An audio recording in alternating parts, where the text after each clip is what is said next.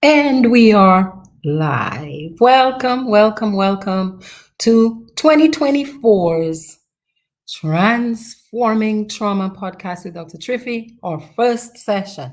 Okay, so this first session, we're starting off strong. We're setting the foundation for everything we want to accomplish for 2024 and beyond. I'm especially talking to my people from my original country, my home, Dominica. Not Dominicana, Shay, not Dominicana, Dominica, not to be confused with the Dominican Republic. All right, Shay. Dominica is a tiny island of about 289 to about 300 square miles in the Caribbean, in the Eastern Caribbean. And many people confuse us with the Dominican Republic. We love them, but we are a completely different country. We do not speak Spanish, we speak English and the French Creole. Okay, we also do an English Creole we call Kokoy, and we are home to the Kalinago people. The Kalinago people are our native people, and they still speak their Kalinago language. So we are not the Dominican Republic. And every time I get on here, I say it. So tonight, I really want you to get a piece of paper and a pen if you have it, or get kind of work simultaneously between listening to me and typing things down on the note section of your phone. Why? Because you're going to want to remember this. 2024, we are healing, we are growing, we are resetting, we're recalibrating. And for us to win that kind of fight, we've got to overcome the devil. Now, I talk about my little island because my people have a deep fear of the devil. So we blame the devil for a lot of things. Yeah. The devil is stopping me. Somebody put a hex on me. In Louisiana, they say they put roots on me. In Dominica, we say they put PIA on us. They did Obia on us. It's like voodoo. Yeah. Well, if you're a psychologist, you also understand that instead of these spiritual devils, you might be the devil based on the way that you're thinking.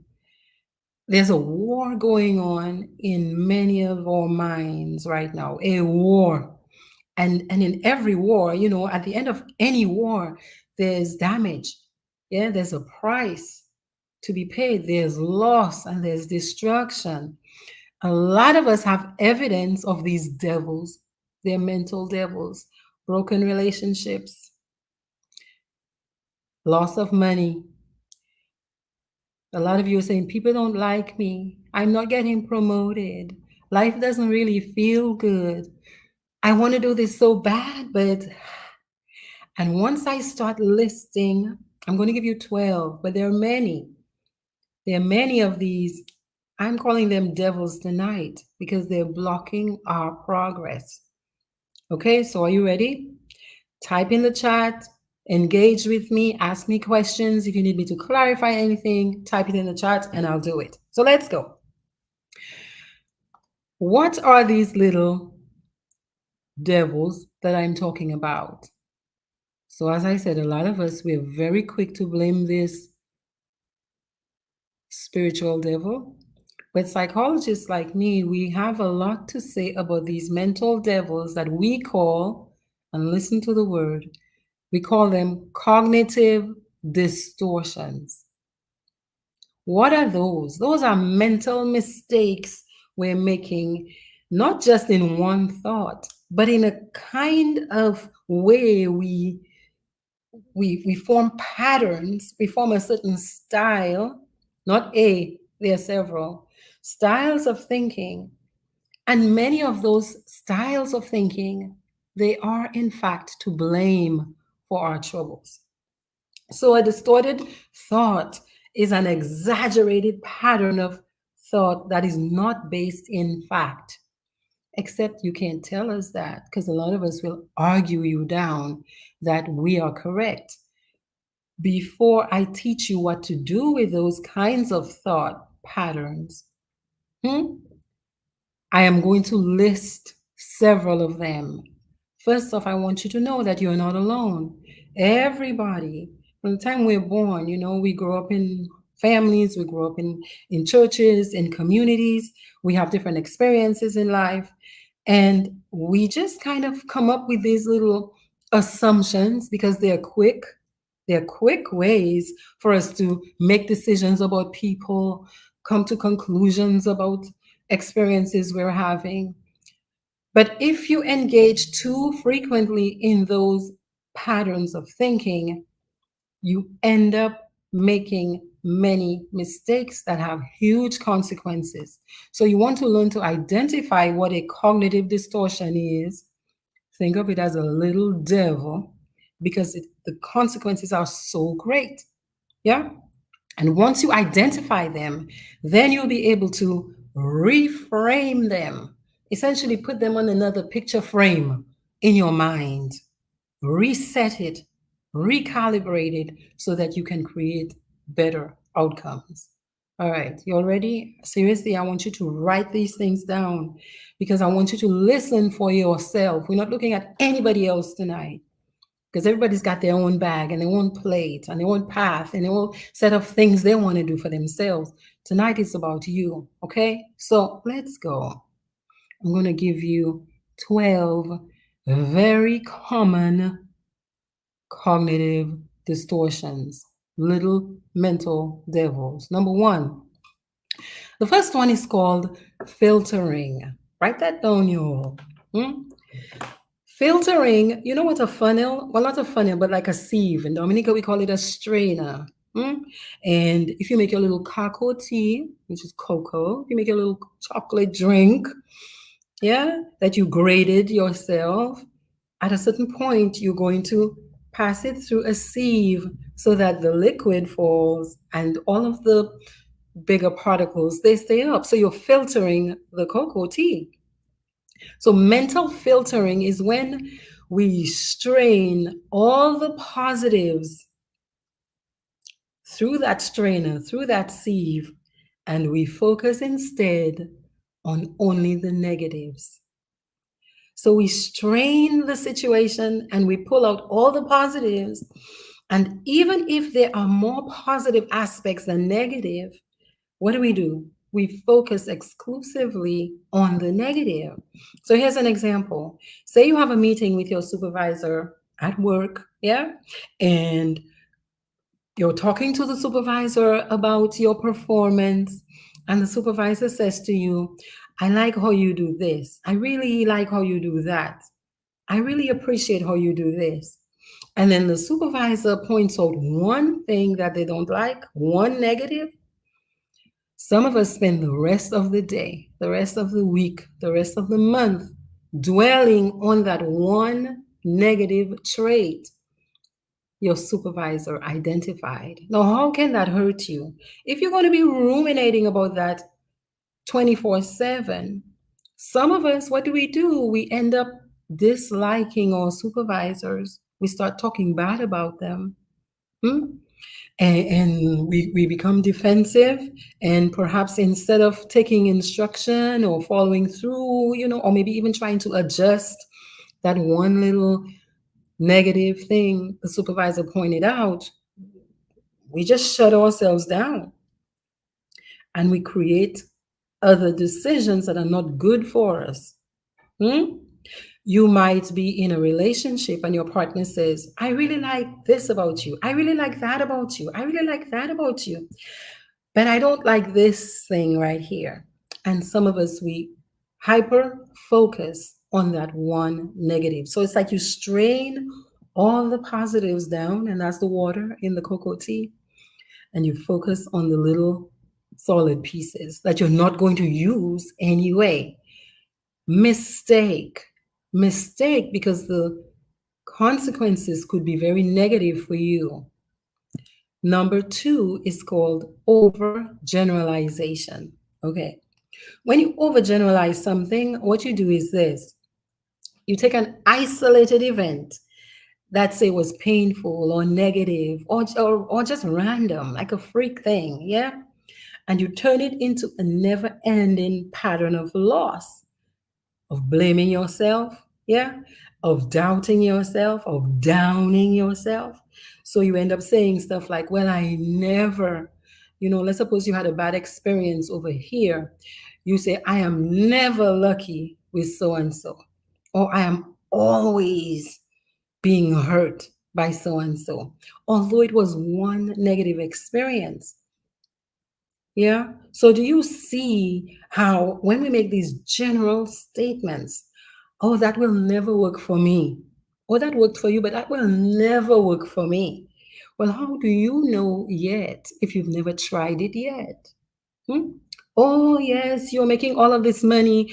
Oh, but I am not. So I'm just, that's never worked for me. I am always failing. People are always treating me poorly. That's an overgeneralization from perhaps one negative experience you had or a few negative experiences you had. Okay?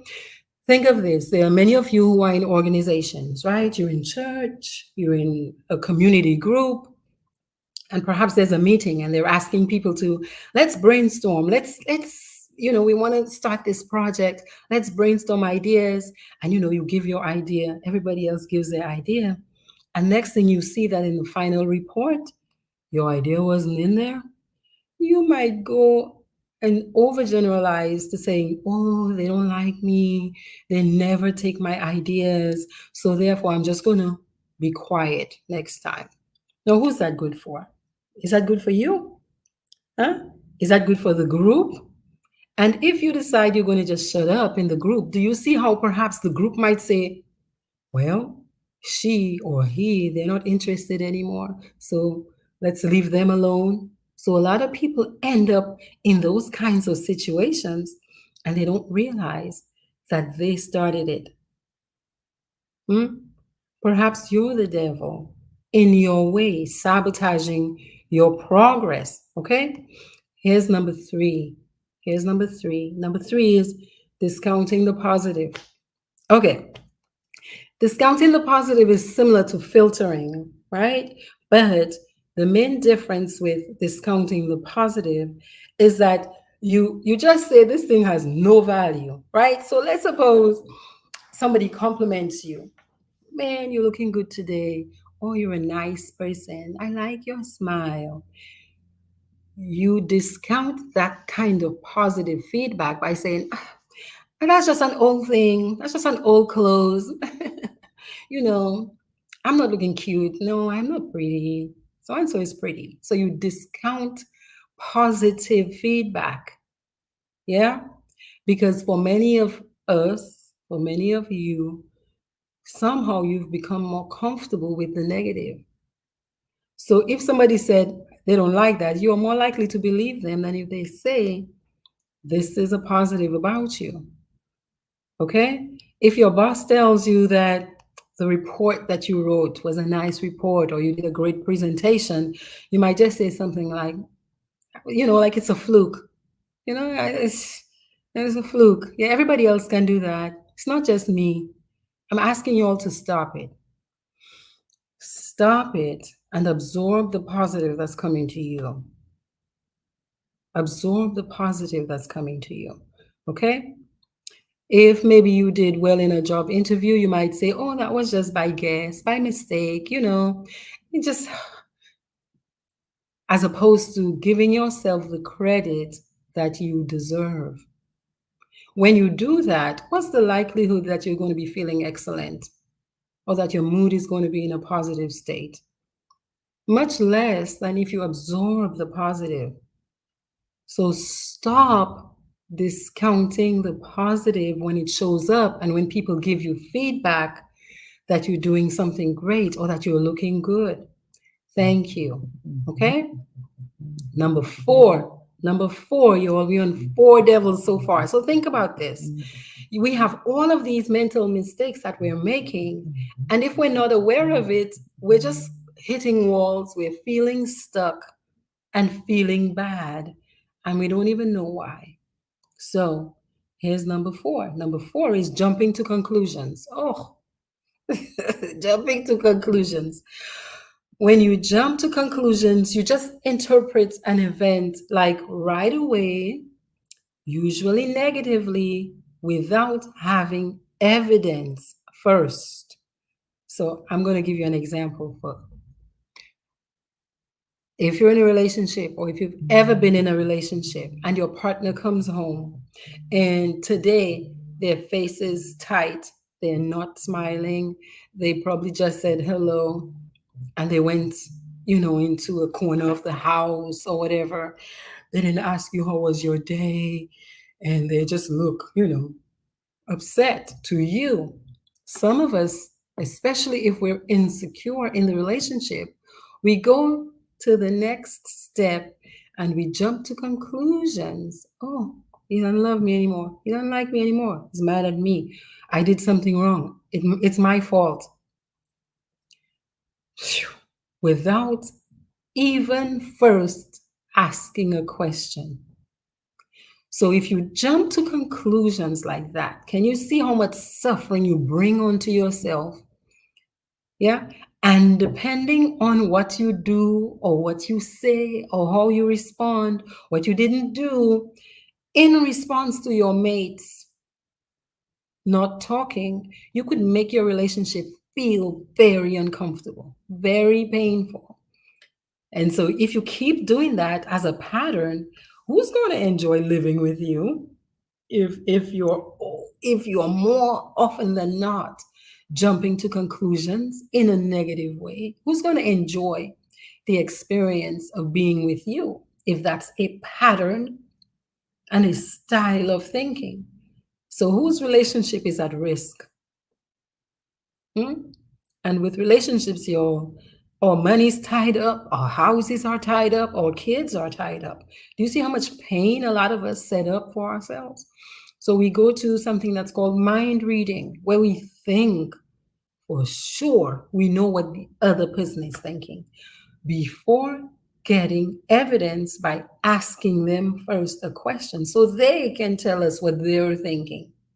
Yeah? So watch out for that. Devil number five is called catastrophizing.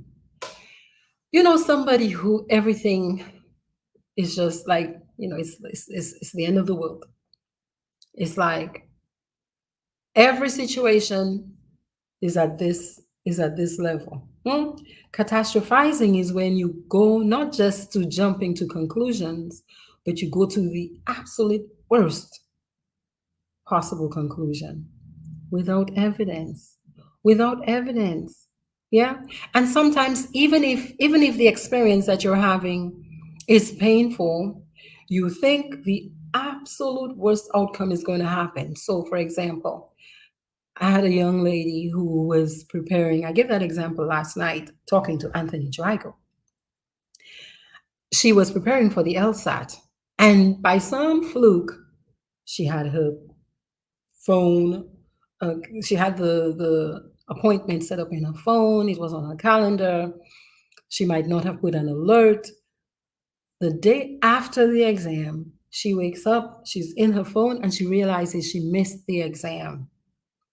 Now, the LSAT is the entrance exam to law school. That's a big deal. So, a lot of her future is riding on it. She went to thinking, I'll just never get into law school. That is catastrophizing, where you think everything is a catastrophe. The world has ended. There's no way I can make up. So, just forget about it. So, if that young lady does not have people around her to support her, to help her clarify her thinking, do you think she's perhaps going to not apply for the LSAT again and perhaps miss out on a chance to go to law school? And 10 years from now, be the one saying they put something on me? Nothing works for me? Well, what if we had adjusted that kind of approach to a bad situation? Yeah. And I'll talk about that at the end. I'll talk about what we do to manage those thoughts when they show up. because a lot of us here on they show up again. These are ways we use to cope with life. These are ways many of us learn from our parents, from teachers, from whomever. But you must assess in 2024, is this working for me? And how is it working for me? And what can I do to make an adjustment, not down, but an adjustment up? Okay? So, number six, devil number six is called personalization. Personalization is where people believe everything essentially is about them. So if something goes wrong, they think they had something to do with it. There are some people who actually go a step further. And so think of this. I mean, I know somebody who says, well, if I think positively about this, it's never going to come to pass for me.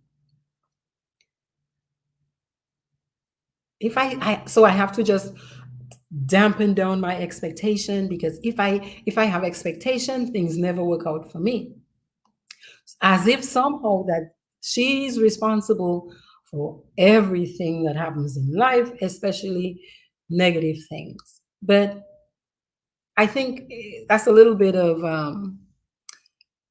like you're thinking too much of yourself.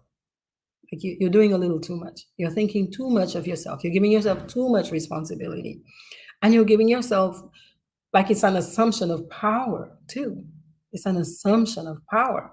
So that kind of cognitive distortion, often it results in people feeling guilty. They blame themselves when things don't go right. Yeah, I want to give you an example. Let's suppose a child has an accident. You have a teenager, and you send the teenager asks you, "Mom, can I go to a party?" And you say yes. And while your child is at that party, something horrible happens. And you blame yourself because, well, I'm the one, it's my fault. It's my fault that something happened to her at the party because I sent her to the party. You're missing something. No, it's not your fault. You were doing what a parent normally does, which is, you have a teenager who wants to go to a party. The person at fault is the person who committed the act. So that's where the fault is. But a lot of us, we take it on and we personalize it. Yeah. Let's suppose your child fails an exam. Well, it's my fault because I didn't push them to study enough. Well, at a certain point, your child has to learn to study on their own. Yeah. But a lot of us, we do that. We take things personally. Okay. Here's another example that happens a lot. Sometimes you're talking to somebody about something that's going on in your life, and the person takes it as if you were talking about them. Yeah, like maybe you might be saying, "Well, I don't like parents who do X, Y, Z," but there's some people who will take it as if you were talking at them or about them. Okay, so that's a way of thinking we've got to become aware of and know what to do with. And we'll talk about what to do with that style of thinking at the end. Devil number 7 is called control fallacies. Now, what's a fallacy? A fallacy is an illusion. A fallacy is an error. It's a misconception. A control fallacy is like this. Let's suppose you couldn't complete a report that was due today. And you think, of course I couldn't complete it, right? My boss is giving me too much work to do, yeah? And everybody was too loud in the office, yeah? Who can get any work done in a kind of place like this? Well, in that example, you place all of the control of your own behavior and other things outside of you, yeah? Where you think things outside of you, externally, that they're controlling you. I am not succeeding because they are not giving me a job. Well, how about you start a business for yourself? Yeah, maybe. Right? So many of us fall victim to that. We think things are not going our way because other people, those sukuya, yeah, the people who are talking bad about me, like that, they're the ones causing me not to make progress. And that is not always true. And sometimes there are people who might go as far as interrupting a position that you might be applying for. But if that happens, do you not have any power yourself to create a different experience? Okay. Another example of that is those of us who think that, well, so and so said something to me, they made me mad. Or I said something to so and so and I made them mad. No, you cannot make a person happy or unhappy. Okay? You cannot make me feel you can't make me. Okay? When we think all of our emotions are controlled directly or indirectly by other people or other circumstances, or that we can do that to other people, no, that's a fallacy. That's a fallacy. Another fallacy, number eight, devil number eight, is called the fallacy of fairness. That's a cognitive distortion where we kind of measure things on a scale of whether or not is that fair? No, that's not fair. And we decide what is fair. Yeah? We decide what is fair. We think we know what's fair, and the other person doesn't know what's fair. Yeah?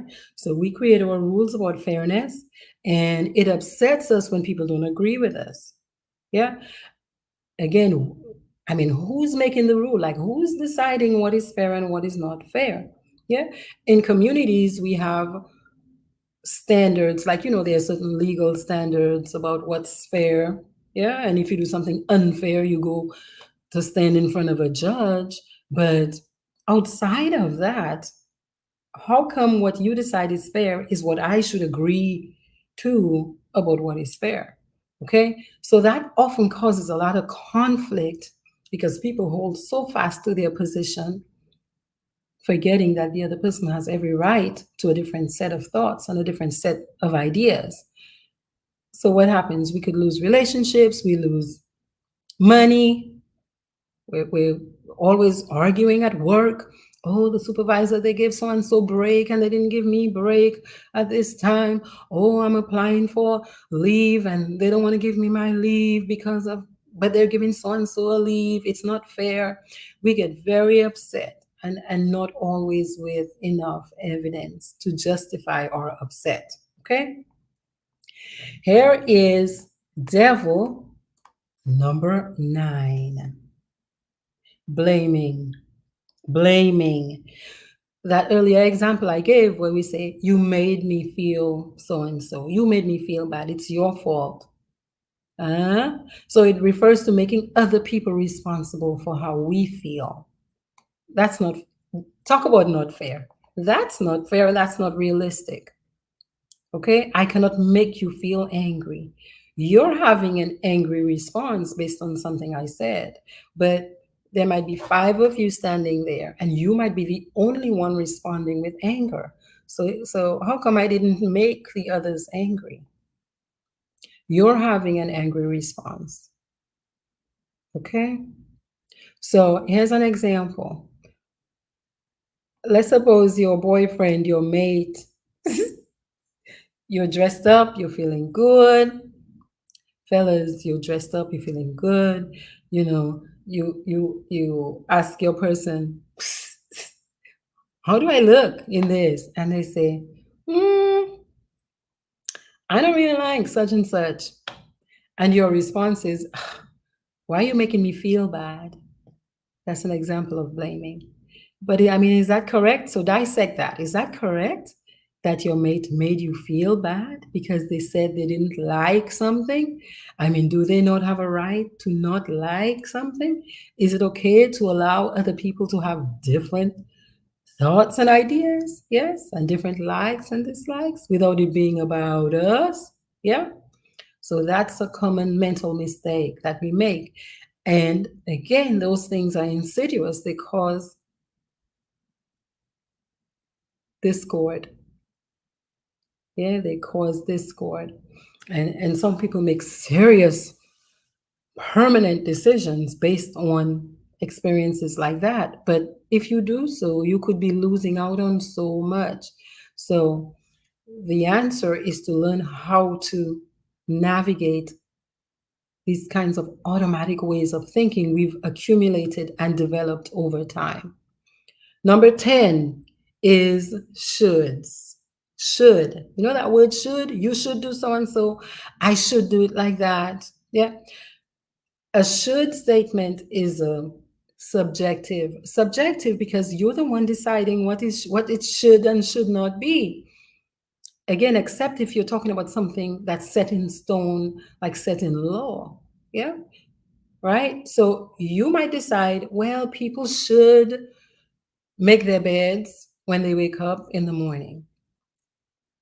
And then if somebody else does not do it, you all could get into a lot of trouble if you decide that your way is the way, because people should do it like that. Question is, who made that rule? Like, is there a written rule somewhere that you should make your bed in the morning?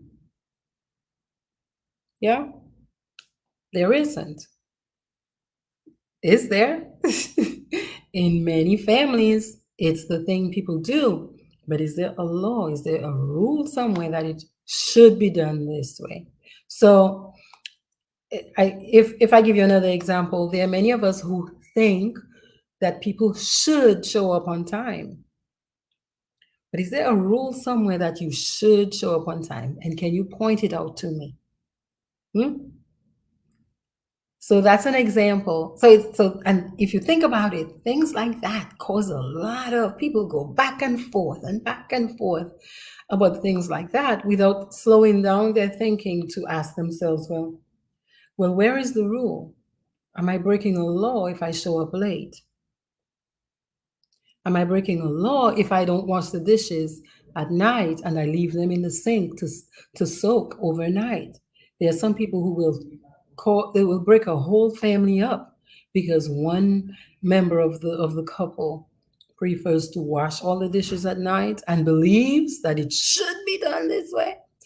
And the other one is like, well, let's soak the pot overnight and we wash it first thing in the morning. Okay. Number 11, devil. Number 11 is called emotional reasoning. I'm going to give you an example first. So it's kind of something like, because I feel a certain way about a situation, it's a fact. Because I feel this person is not a nice person, this person is not a nice person. Okay? So, what if you get up this morning and you're feeling anxious? Does it mean you're going to have a bad day? There are some people who believe that. And so their whole day is ruined because they felt it was going to be a bad day. Hmm? Some people say, well, something bad is going to happen to me because I'm excited about it. Because why? Because they fall into some of these other mental mistakes where they overgeneralize and they say stuff like, well, because good things never happen to me. Hmm? So you might assess a random situation based on your emotional reaction. But emotions are, I want to encourage you to pay attention to your emotions, acknowledge them, yes, but dig deeper to try to figure out why the emotion showed up. Okay? As opposed to just trusting that since that emotion showed up, it must be right. Yeah? Okay, so number 12, which is the last one, and like I said, there are many more, but I'm stopping with number 12. Number 12 is global labeling.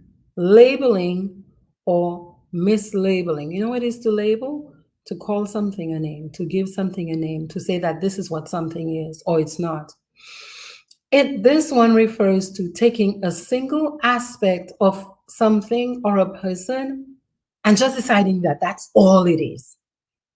So let's suppose you meet some person and they love to dress up. Hmm? You just say, oh, that's just a boastful person because they like to dress up. So from that, this person dressing nicely, you decide, you give them a name. You say that they're boastful, they're shallow, therefore they don't like people, therefore they're not nice. We go into a lot of other stories without evidence. We pulled on one aspect of a person and we didn't see that that's the same person who shows up at homeless shelters giving people food because we didn't take the time to investigate. We just pulled one aspect out of the person's complete character and decided they were that. Yeah. There are some people who will quickly, oh, you're wearing makeup? You're a shallow person. Oh, you wear a wig? You're a shallow person. You know what I mean? So that's called global labeling. What's the globe, right? Global is everything. So you take one little piece and you make it everything. That's a huge mistake because you might again just have missed out on the opportunity to meet a very kind-hearted man just because he looked, really sharp with Clark's. Okay? So, what can we do about these mental mistakes? Because they get in the way, y'all. They get in the way, y'all. They get in the way, especially as we're trying to relate to other people. Okay? They get in the way. I have some ideas for you for what to do with those mental mistakes. And again, no judgment because we're all human beings and all of us at a certain point we have to raise our awareness to seeing who we really are. And who we really are is a makeup of many different experiences from childhood to present. We've learned many things that might not necessarily be in our best interest anymore. And so the job is to number one, become aware of what you're thinking. So raise your self awareness. What is passing through my mind? What am I thinking really? If you're paying attention to yourself, you will also notice what your body's experiencing, like what emotion is showing up in your body. Because very often our thoughts trigger our emotions. And for a lot of us, those emotions will trigger what we do.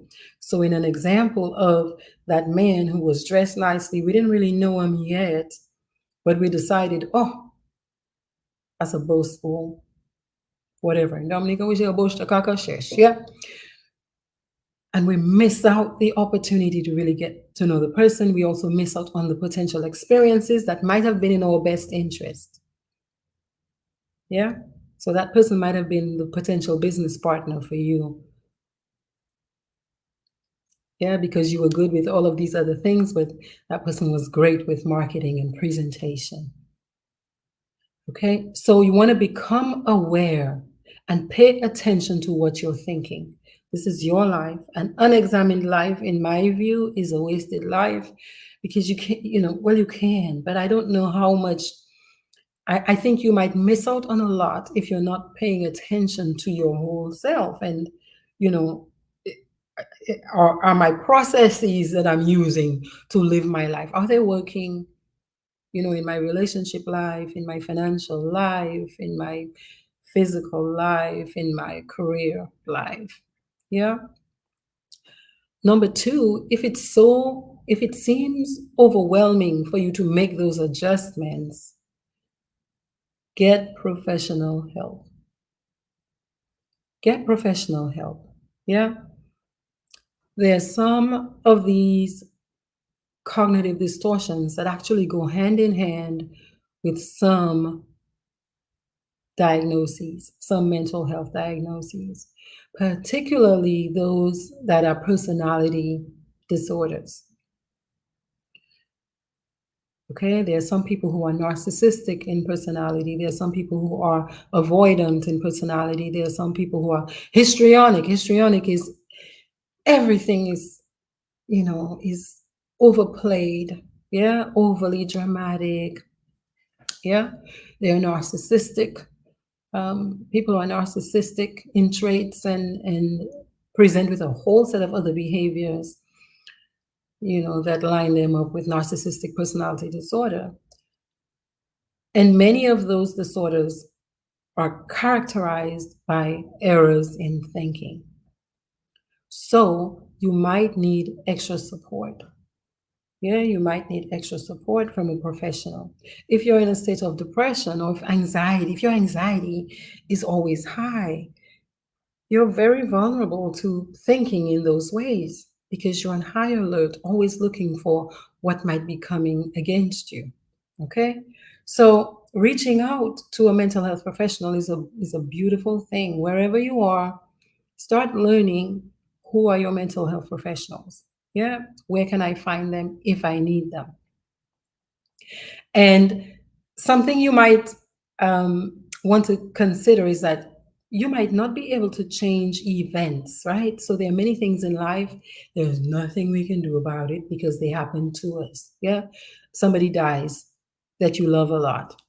You can't stop it. Yeah. Your company shuts down. You can't stop it. You lose your job. Yeah. But we can start thinking small about how we can redirect our thoughts. Well, what can I think about something that's so horrible? Perhaps I can start by saying something like, this is life. Yeah, this is a part of life. Everything passes. So the way I'm feeling today, that's going to pass. I don't have to generalize and say bad things only happen to me. That's taking it too far. Okay? So raise your awareness of what you're thinking. Yeah. Pay attention to, to yourself. Pay attention to yourself. Yeah. Get quiet. There are some exercises where one is called where you're looking for evidence. Look for evidence before you come to conclusions. Before you come to conclusions about people and about yourself, even, look for evidence. Okay? Essentially, put the thought on trial.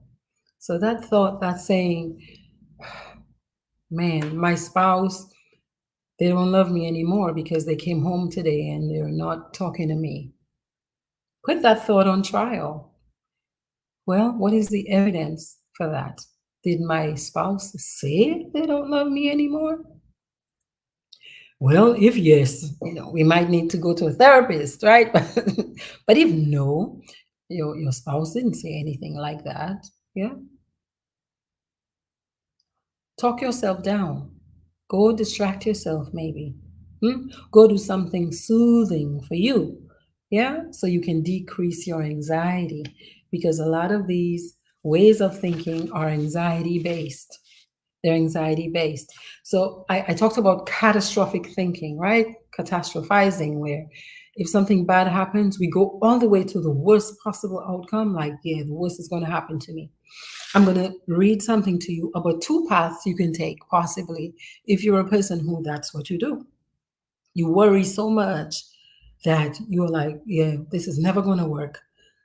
Yeah, I'm the worst person in the world because I made a mistake. So, for every thought that feels so overwhelming, there's always path number two where you can ground yourself and try to reason the situation out. Yeah. Let's suppose you were 5 minutes late for a job interview or 5 minutes late for a meeting with somebody you think is important. And because you have such a should rule that you should be on time, perhaps not even knowing if that person cares or not, because some people don't really care, right? Some people make more, they're more understanding. Yeah. You might have been beating yourself up and calling yourself all sorts of names about, why didn't I get up earlier? I'm the worst, I'll never get this job. Yeah. They're going to think I'm a slacker. Yeah. Or you could go to path two and just describe the event. Just say, hey, I arrived 5 minutes late for the interview. And keep it there, like put a point on that sentence. Like put a point on it. That takes practice, but practice is what's going to make the new way of dealing with these thoughts permanent. Yeah. So those thoughts like, I won't get that job. Hmm. You might say instead, well, you know what? Phew, yeah, I messed up a little bit. Yeah. This is not the ideal way to have an interview. Okay, yeah, I'm gonna take that. Yeah, oh my God, I'll be unemployed forever. Nobody's gonna hire me. Maybe you can say, you know what? You just never know. That could be my opportunity. That could be my opportunity. Or there are 20 other jobs I can apply to if this one falls through. I'm going to lose my home because I can't get the job. I'm not going to be able to make money. I'm going to lose my home. Well, not necessarily. Yes, I will apply to these other jobs if this one doesn't come through for me. Yeah, the feelings that come with all these rapid negative thoughts, the feelings that come often are anxiety and anger at yourself. And some of them it's anger at other people. But remember, often that anger, except if you pull the thought apart and you look for evidence, perhaps the person didn't deserve what you said about them before you found evidence.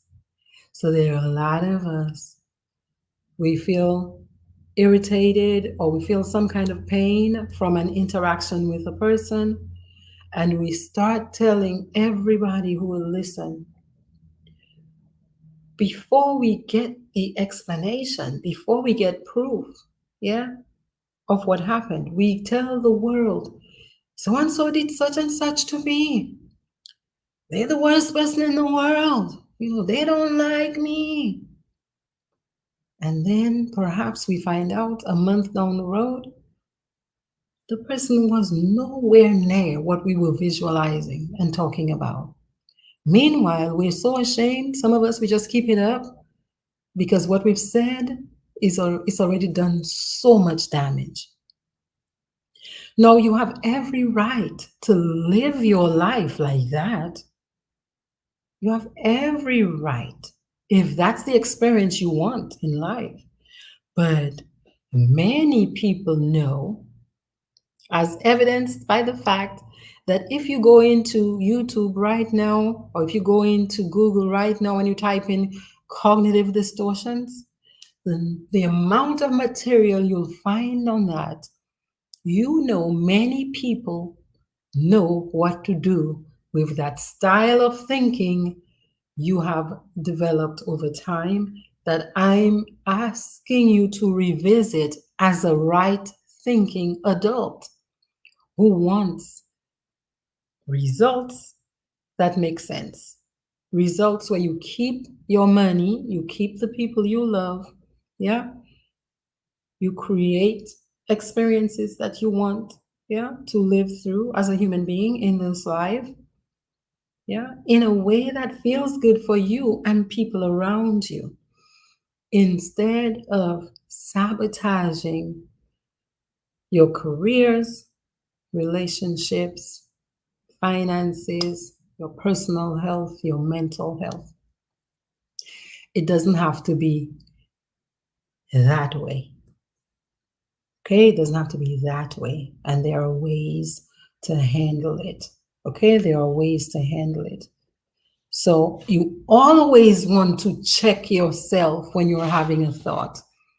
You always want to check for proof, for evidence that what I'm thinking, I have a basis for it. What I'm thinking, I have a basis for it because I could be suffering with anxiety for no reason.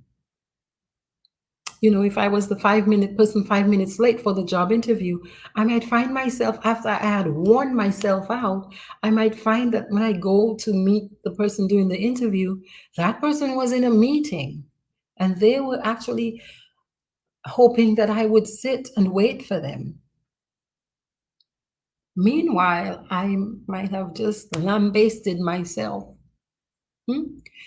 Something else I want to remind you then of is beginning intentionally, if you haven't started yet, in this year 2024, to practice the kind of compassion you show to other people, to your pets, to your children. Turn the mirror towards yourself. A lot of us picked up those ways because we were trained that way. Our parents were like, do this, do that. Why didn't you do it like that? You should do it like this. Yeah. And we picked up these little ways of thinking to keep ourselves out of trouble, to seem like good people. But we can be very hard on ourselves, unfairly so. And the kinds of things we say to ourselves, we wouldn't say to our worst enemy. I'm encouraging you this year to begin a practice of self compassion. Go easier on yourself. You see how quickly people just kick the bucket? Go easier on yourself. You know, the world doesn't have to end because one thing is not working. No, it's not the end of the world. Try it a different way. There are 20 other ways you could do one task.